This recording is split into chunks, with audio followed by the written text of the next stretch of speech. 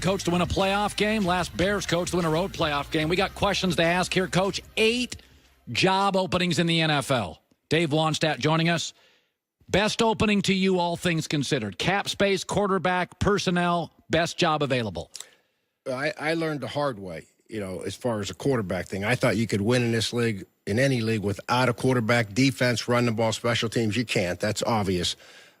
I would say when you look at the conference, the competition, young quarterback that I like, that I think's a winner, and draft picks, Cleveland. Cleveland Browns could be the best job available. Crazy, chaotic ownership. Well, maybe. General manager John Dorsey, Alonzo Highsmith up there, I know those guys, they are solid. They've got picks. I believe they know what they're doing. Baker's grabbing his stuff, got a big ego. Well, yes, but still, he's won games for him. And I think the guy can only get better. Now I'm going to give that offense coordinator some credit up there. He's done a great job with them, but I think that's the best job. And look at your competition. To me, you got to win your division first. That's what we used to always say. Okay, so Cincinnati's blah. Dalton, who knows what's going on there? They could be Ben and those guys. The clock is running on Ben, and it's fair, and the whole situation there. And then Baltimore, can you beat? Their defense has got some older players on it. It does. And also, you're looking at Lamar Jackson and saying, okay, yeah, he's a great player, but I'll take Baker Mayfield. So I like Cleveland. How about that? When's the last time America said that? I know. I can't believe it. I'm a Pittsburgh guy picking Cleveland. Okay, so you believe, like I do, Green Bay job's overrated. Well, I don't know about overrated. I mean, you still got a great quarterback. I think it's a heck of a job. I really do. $33 million for Aaron. Yep, but I think the expectations, if you're a new head coach going in there, the expectations are going to be playoff Super Bowl. Or you're getting fired. Or you're getting fired because the clock's running on Aaron. We got to do this thing while Aaron is here. And hey, if that's your cup of tea, then go for it. But I think I'd rather have a young team. I'd rather build from the ground floor up. That's why I like Cleveland. Yeah, Cleveland's got more picks, more cap space, and their quarterback's on a rookie contract. And up at the running back, Nick Chubb. Oh, God, he's great. He sets a Cleveland record. Baker Mayfield breaks Peyton Manning's record for time. You got some good young players there. Okay, Jim Harbaugh. You're a college guy for us at FS1 and an NFL guy. You're the only guy that does both. And we got a trend. Joy and I talked about this. It's no longer a trend. It's a reality. Players are not playing at the end of these college football seasons. I'm Jim Harbaugh. I look up and I think, 4 of my guys sat. I might as well. They want to go play in the NFL. Why don't I just go coach in the NFL? Well, no. I think you got to look at it this way. If this starts happening when you're competing for a national championship, then I think I would look at it in a little different light. But you got to understand how recruiting is nowadays. And I've talked to enough head coaches and assistant coaches, and I know what's being told to these kids. Come to my school. What do you think I told LaShawn McCoy?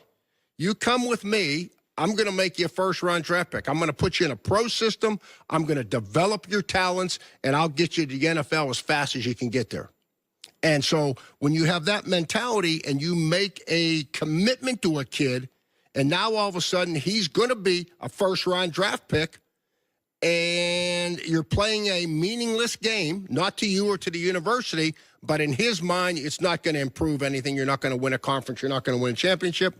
How can you fault him? I couldn't fault him. No, I agree with you. If I was at Pitt right now and I had LaShawn McCoy or Aaron Donald, and they says, Coach, Darrelle Revis, they all left me early, and they said, hey, Coach, I want to leave, this bowl game. I'm just afraid of getting hurt. I'd say, you know what? Go. Oh, you're a nice guy. All right, Steelers missed the playoffs. You're from Pittsburgh. The hell happened with that? I gotta say hello to Joy. We were referencing Joy. I used to go to Joy's mother was a high school teacher at a high school where her brother was one of Hall of Famer Jason played for me at the Dolphins. So you recruited him? No, I didn't recruit him. No, but he went.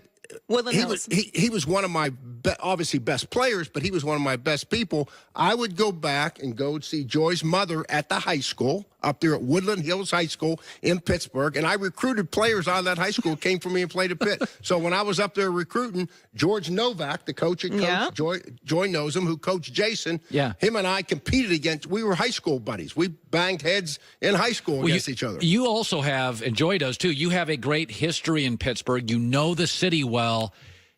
Mike Tomlin, I mean, at some point, Is it Mike? You're not going to trade Ben. You don't fire quarterbacks. What's going on in Pittsburgh? Well, you know, everybody has their own style, and you put up with that style, whatever it is. You know, there's the Bill Belichick style, there's the Mike Tomlin style. Everybody's got their own style of dealing with a team and coaching a team. And I think everybody puts up with that as long as you're winning. And when you don't win and there's off-the-field issues, now all of a sudden the problem gets magnified and it's an issue. You know, I believe that I think it happened with Mike McCarthy a little bit at Green Bay. I think you get into a little bit of a comfort zone, you know, and you have good players, and it's the system has worked. You're kind of given the same message. Al Davis used to say 10 years was the maximum at any job. Al Davis believed in that. And, you know, the 10 years after that, the message starts becoming a little bit old. And nowadays, I think there's probably something to that, you know, that Mike, you know, he's banging on these guys. He's frustrated. He's an excellent coach. Him and I are friends. We did a lot of charity work together when I was in Pittsburgh. He's got some players that right now just they're bought in, but they're not. Antonio Brown, you know, I mean, how does he get hurt the last game of the year? Yeah. You know what I mean? There seems to be where there's smoke, there's fire. 1 minute left. Cowboys hosting Seattle. Pete Carroll and Russell Wilson, a lot of playoff experience. Jason Garrett and Dak, not a lot of great playoff experience. Who you like? You know what? I like Seattle in this game only because the fact that I think both their defenses, you know, Kenny Norton, who's the defense coordinator for Pete, you know, was our middle linebacker for the Super Bowl teams at Dallas. They run similar styles. Neither team is a big pressure team. I think with that offensive line concerns me with the Cowboys. Yes. I think it's banged up. It's banged up. You know, they've had one. They lose Frederick for the year. They have two guys. You know, Smith obviously is banged up. The guard's banged up. That concerns me. I don't know if they're going to be able to effectively run the ball. If they can't run the ball, Dak's in trouble. Dak's in trouble. By the way, I love Russell Wilson. Did you see him yesterday? Yeah. Coach, fourth quarter, he's equal to Brady in the fourth quarter. Yeah. God, he's good. No, they're good, and they're doing the little things right. He's not turning the ball over. That's the thing that's given Seattle the biggest chance to play offense, defense, and win games. He's got to go. He's got another show to go on. He is Uncle Dave Wannstedt. We love this guy. Bears, Dolphins, Pitt, national titles. Jimmy Johnson, good seeing you, Coach. All right, always a pleasure. All right, Joey with the news. No. Turn on the news. This is the Herdline News. So we've talked a lot about this. We like to look at trends and see what's happening, what's coming for everyone. Well, if you plan on paying your quarterback a whole bunch of money, you may want to rethink that. The highest 6 paid quarterbacks all have something in common. Other than making a ton of money, every single one of them will not be in the playoffs. Yep. Aaron Rodgers making $33.5 million, followed by Matt Ryan, $30 million, Kirk Cousins, $28 million, Jimmy Garoppolo, $27.5 million, Matthew Stafford, $27 million. This is not a coincidence. There are things in life that are a coincidence, like a car gets hit by a meteor. That's planned. That's not planned. That's like, I was in the wrong intersection at the wrong time. You could argue the universe planned that, but yeah, well, I guess fate. This is a direct. You pay a quarterback this, you don't have as good a football team. What options do you have? This is their profession. And by the way, John just said this. Not a great stat for Cowboy fans because Dak's going to go to them. And he's going to go, won the division again. I want $29 million. By the way, here's what's funny.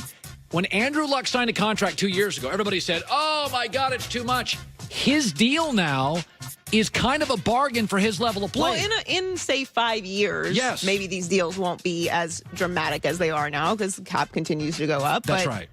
Right now, this is what's happening. So, and you're absolutely right. You have to pay Dak. What grounds do you have to stand on? Or you're lucky to be playing for the Dallas Cowboys? You'd be like, you're lucky I'm playing for the Dallas Cowboys. Wait, listen, when you win that division that's got the Giants and Washington and Philadelphia, and these are legendary franchises, and I keep winning them, Dak's going to go to the Jerry and say, Jerry, and by the way, Dak's also got a great argument here, Joy, is that this team, he saved them.